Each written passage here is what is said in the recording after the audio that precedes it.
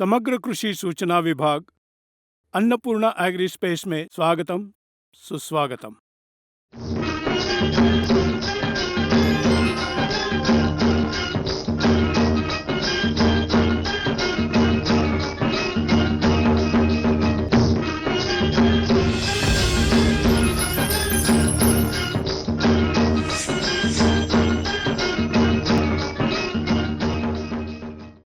आज हम चौथे भाग में पूरे एपिसोड के बारे में चर्चा करेंगे। इस चौथे भाग में पौधा 16 तत्व बहुत ही महत्वपूर्ण है, अत्यंत आवश्यक है किसान के लिए। 16 मूल तत्व। ये एपिसोड बहुत सावधानी से देखिए। अभी से आने वाले 16-17 एपिसोड तक पूरी तरह से पौधे के जीवन प्रक्रिया में शामिल होने वाले सभी प्रकार के तत्वों के बारे में हम जान लेंगे। ये सभी पहले 3 और उसके बाद के आगे 16-17 एपिसोड अच्छी तरह से देखेंगे और इन वीडियो को समझेंगे तो आप यकीनन एक कृषि वैज्ञानिक जरूर बन जाएंगे। इसके लिए आपको AG-BSc, AG-MSc करने की जरूरत नहीं है। आप अगर ये पहले 20 भाग पूरी तरह से जागरूकता लेकर देखेंगे तो आप भी एक कृषि वैज्ञानिक बनोगे। मेरा इरादा भी वही है।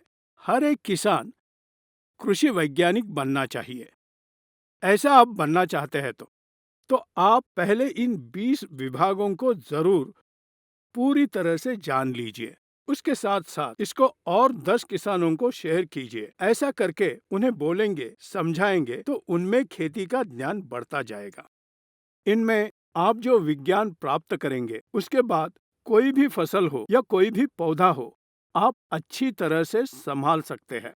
मतलब कोई भी फसल हो तो आप उसमें अच्छी उपज ले पाएंगे। इस एपिसोड में हम पौधा और उसके 16 जरूरी पोषक तत्वों के बारे में जान लेंगे। पौधे के जीवन प्रक्रिया में 16 पोषक तत्व शामिल होंगे, जिसको हम पोषक तत्व बोलते हैं।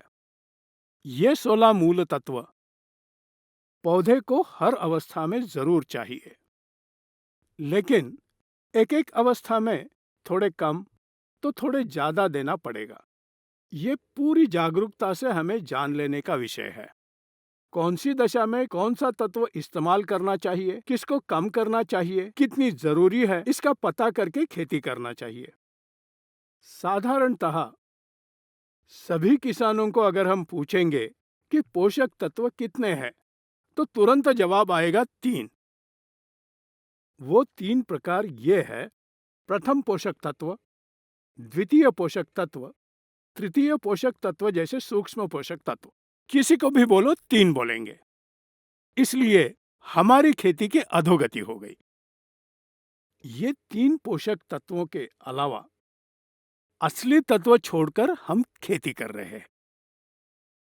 वो तत्व क्या है, इसके बारे में हमें जानना चाहिए। खास करके पौधे के जीवन प्रक्रिया में भाग लेने वाले पोषक तत्व है 4। अब से आप सभी ये याद रखिए, पौधे के जीवन प्रक्रिया में भाग लेने वाले पोषक तत्व या मूल तत्व 16 है, तो ये 4 प्रकार के हैं। ये 4 प्रकार ये है कि किसानों को जो 3 प्रकार मालूम है, उसके अलावा पहला और अत्यंत मूल्यवान प्राणाधार मूल तत्व है, जिसको हमने छोड़ दिया है। प्राणाधार मूल तत्व मतलब पौधे के प्राण के ऊपर आधारित होता है। बाकी के 3 प्रकार पौधा ताकतवर बनने के लिए, पैदावार आने के लिए, पुष्पधारणा होने के लिए आवश्यक होते हैं। लेकिन पौधे का प्राण बचाना हो तो प्राण धारक मूल तत्व जरूरी है। उसके बारे में हमने ध्यान नहीं दिया। इसके बारे में किसी ने जानने की भी कोशिश नहीं की और किसी को मालूम भी नहीं है। ज्यादातर 98% किसानों को प्राणाधार मूल तत्व ये शब्द ही नहीं मालूम। इसलिए अब से पौधे के जीवन प्रक्रिया में शामिल होने वाले पोषक पदार्थ है 4।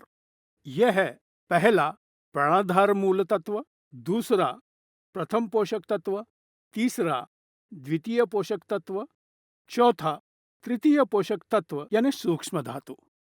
ये 4 प्रकार के हैं। ये 4 प्रकार के पोषक पदार्थ हर पौधे को और हर खेत को बहुत जरूरी है। उसमें अत्यंत मूल्यवान और पौधे का प्राण बचाना हो तो, पौधा अच्छी तरह से बढ़ना हो तो प्राणाधार मूल तत्व मूल्यवान है। इन्हें भूलकर हम खेती कर रहे हैं, इसलिए हमारी खेती आज दृष्टिहीन हो गई है, हमारी जिंदगी ही दृष्टिहीन हो गई है। अब से हर किसान इस 4 पोषक पदार्थों का, 4 तत्वों को हम याद रखेंगे तो हमारी खेती दिशा में आ जाएगी। ये 16 तत्व क्या है, इनके प्रकार क्या है, इनके बारे में जान लेंगे। पहला, प्राणाधार मूल तत्व, मतलब पौधे का प्राण इसके ऊपर आधारित होता है, इसलिए प्राणाधार मूल तत्व कहते हैं। ये प्राणाधार मूल तत्व है 3। एक, ऑक्सीजन, दूसरा कार्बन, तीसरा हाइड्रोजन। इन 3 प्रकार के तत्वों को प्राणाधार मूल तत्व कहते हैं। मतलब पौधे का प्राण इन 3 तत्वों पर आधारित होता है, इसीलिए उन्हें प्राणाधार मूल तत्व कहते हैं। इन्हें हम भूल गए हैं। इतना ही नहीं, किसी को पता ही नहीं। अभी से आपकी दृष्टि प्राणाधार मूल तत्वों के ऊपर होनी चाहिए। वो ये है कि फिर एक बार सब लोग जान लीजिए, ऑक्सीजन, कार्बन, हाइड्रोजन, इन तीनों को प्राणाधार मूल तत्व कहते हैं। इसके बाद प्रथम पोषक तत्व।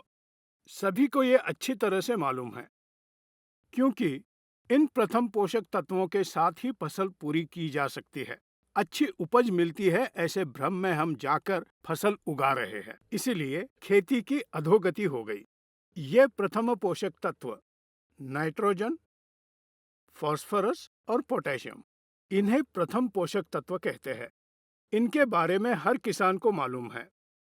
सभी को मालूम है, इतना ही नहीं, आवश्यकता से अधिक इस्तेमाल करना भी मालूम है।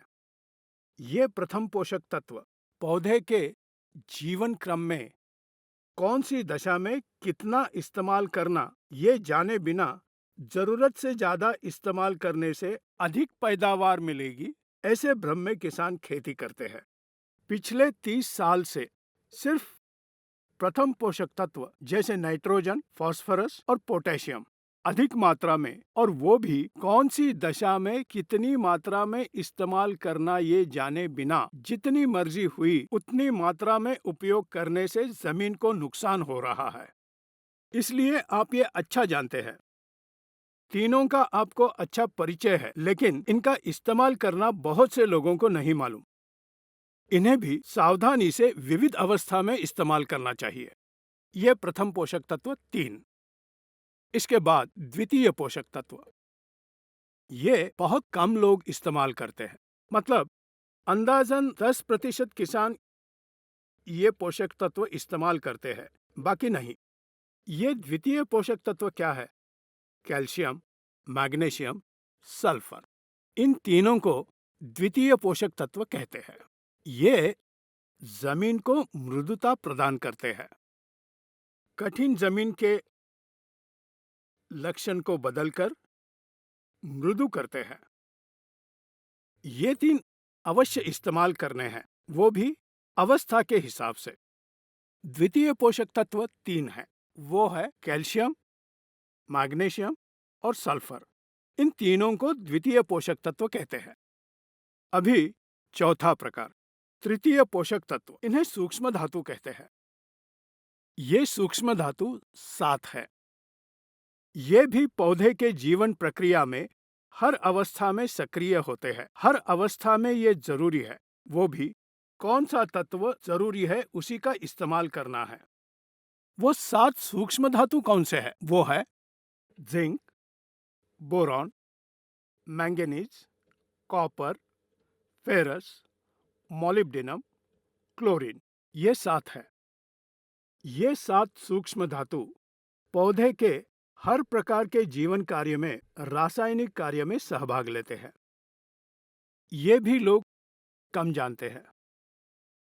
मतलब किसान प्रथम पोषक तत्व जैसे नाइट्रोजन, फास्फोरस, पोटेशियम, इन तीनों पर निर्भर होकर खेती करते हैं। मतलब इन 16 तत्वों में से सिर्फ 3 तत्वों पर आधारित होकर खेती करने से अब हमारी स्थिति ऐसी हुई है। लेकिन ये 16 मूल तत्व पौधे के जीवन चक्र में जरूर शामिल होने चाहिए, उसकी जीवन प्रक्रिया समाप्त होने तक। मतलब बीज बुआई के बाद पौधा बनने तक, उसकी कटाई करने तक, उपज हाथ आने तक, ये 16 तत्व पौधे को जरूर देना चाहिए, वो भी जमीन के द्वारा देना चाहिए। क्योंकि अब कोरोना का उदाहरण लीजिए। कोरोना किसे नहीं हुआ? रोग निरोधक शक्ति जिसके पास है उसे नहीं हुआ। रोग निरोधक शक्ति किसके पास ज्यादा होती है? मतलब हमारे शरीर में हर प्रकार की पोषक तत्व, जीवन तत्व, वो जिनके पास है उनके पास रोग प्रतिकारक शक्ति होती है। सभी प्रकार के विटामिन्स, प्रोटीन्स, ये सभी शरीर में है तो प्रतिकारक शक्ति अधिक होती है, उन्हें बीमारी कम होगी और अगर हो भी गई तो जल्दी से अच्छे हो जाएंगे। लेकिन हमारे शरीर में हर प्रकार की कमी है, जैसे विटामिन्स की कमी, प्रोटीन्स की कमी, या फिर कैल्शियम या अन्य चीजों की कमी हो या मूल तत्वों की कमी हो, तो शरीर की प्रतिकारक शक्ति कम होती है। ऐसा होने पर जल्दी से बीमारी हो सकती है। बीमारी होने पर जल्दी तंदुरुस्त नहीं होगा, हमें बहुत से अस्पताल को जाना पड़ेगा, बहुत से डॉक्टर्स को मिलना पड़ेगा, कई प्रकार की दवाइयों का इस्तेमाल करना पड़ेगा। अगर हमारे शरीर में हर प्रकार के पोषक तत्व हो तो रोग प्रतिकारक शक्ति अधिक होती है, किसी भी प्रकार की बीमारी हमारे आसपास भी नहीं आएगी। वैसे ही पौधे का होता है। पौधे में हर प्रकार के पोषक तत्व नियमित रूप से हो तो पौधों में रोग निवारण शक्ति अधिक होती है। ऐसा हो तो किसी भी प्रकार का रोग या कीट पौधे के आसपास भी नहीं आते। किसी भी वातावरणीय अनियमितता होती है तो भी पौधा सहता है और हमें ज्यादा पैदावार देता है। इसे हमें जानना चाहिए। सिर्फ नाइट्रोजन, फास्फोरस, पोटेशियम के साथ फसल नहीं आती, और अगर आए तो भी कम आएगी। हमारे हाथ जो उपज आएगी वो कम आएगी, क्योंकि हम 16 प्रकार के मूल तत्व पौधों को पहुंचाना है तो सिर्फ 3 देकर, वो भी जरूरत से अधिक देने पर कुछ भी फायदा नहीं होगा। हमें उपज कम ही मिल रही है। छोटा छोटा रोग होने पर या छोटा छोटा कीट होने पर पौधा सहन नहीं करेगा। हम कितना भी निवेश करें तो भी या कितना भी छिड़काव करें, कंट्रोल नहीं हो रहे हैं। इसका कारण सिर्फ हम हैं। हम 30 सालों से गलतियां करते ही आए हैं, अभी भी कर रहे हैं। अभी भी हर किसान अपनी निवेश ज्यादातर अपने जेब से खर्च करके नाइट्रोजन, फास्फोरस, पोटैश पर ही खर्च कर रहे हैं। मतलब यूरिया, डीएपी और पोटैश, ये 3 नहीं तो किसान का जीवन नहीं, ऐसे भ्रम में है। ऐसा नहीं है। 16 प्रकार के तत्व जरूर होना चाहिए, और वो 16 प्रकार के तत्व, इसमें प्राणाधार मूल तत्व, कार्बन, ऑक्सीजन एंड हाइड्रोजन।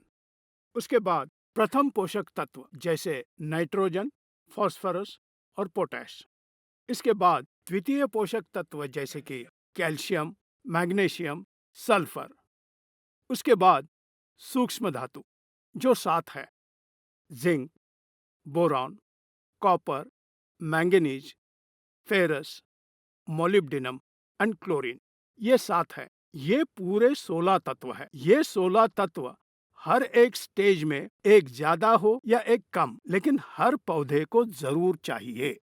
ये पता करके खेती करेंगे तो हमारा निवेश कम होगा। जिस अवस्था में जितना देना है उतना ही देना चाहिए, उससे ज्यादा देने पर व्यर्थ होगा और कुछ फायदा नहीं।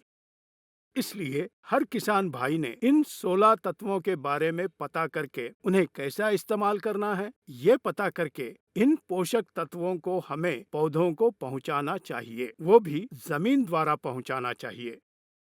कोई कमी लगी तो ऊपर से छिड़काव करना चाहिए, वरना हर तत्व पिचकारी से पहुंचाएंगे ऐसे विचार में नहीं होना चाहिए।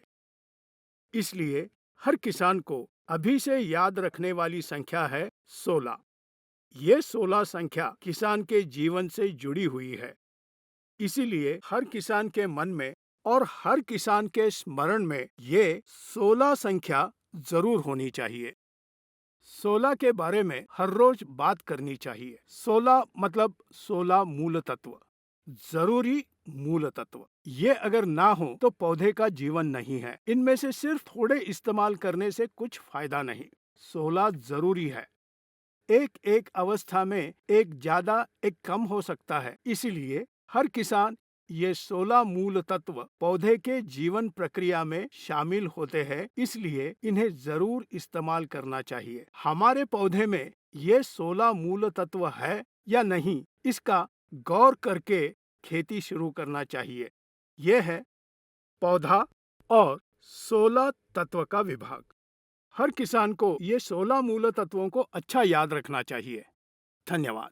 अन्नपूर्णा एग्री स्पेस देखने वाले सभी किसान भाइयों को धन्यवाद।